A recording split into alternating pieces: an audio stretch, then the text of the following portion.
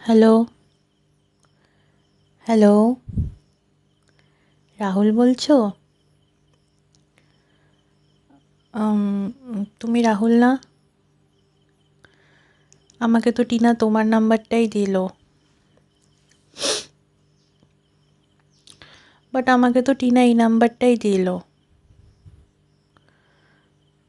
না মানে আমি রাহুলের নাম্বার চেয়েছিলাম, তো আমাকে তো এই নাম্বারটাই দিলো।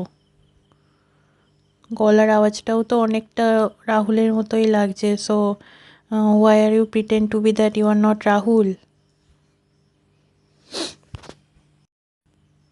তুমি আমাকে ভুলে যেতে পারো, বাট আমি কিন্তু তোমাকে বলিনি। ক্লাস 5 একসাথে টিউশন করতাম, ভুলে গেছো? ম্যাথ স্যারের কাছে যেতাম একসাথে সাইকেল চালিয়ে। তুমি আগে যেতে, আমি পেছনে যেতাম, আমি আগে যেতাম, তুমি পেছনে যেতে।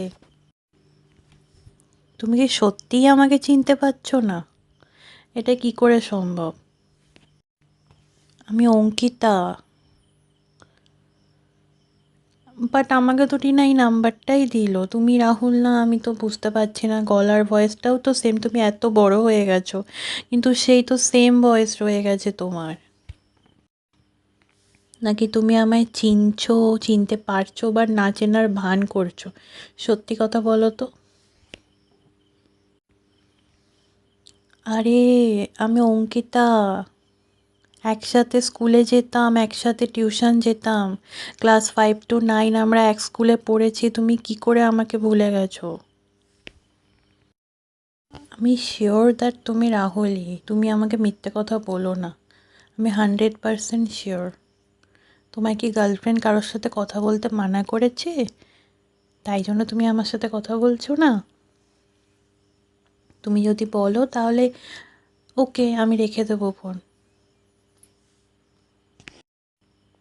এবার কি চিনতে পারছো, নাকি এখনো চিনতে পারছো না? ঠিক আছে, তো একদিন দেখা করো। দেখা করলেই ক্লিয়ার হয়ে যাবে কে তুমি আর কে আমি, তাই না? দেখো, তুমি যদি আমাকে না চেনার ভান করো, তুমি যদি আমার সাথে দেখা করতে না চাও, ইনফ্যাক্ট আমি তোমায় কল করেছি সেটাতেও যদি তোমার ডিস্টার্ব ফিল হয়, তুমি আমায় ডাইরেক্ট বলে দাও। বাট মিথ্যে কথা বলো না। তাহলে আমি ফোন রেখে দিচ্ছি। ভালো থেকো, হ্যাঁ, টেক কেয়ার, বাই বাই।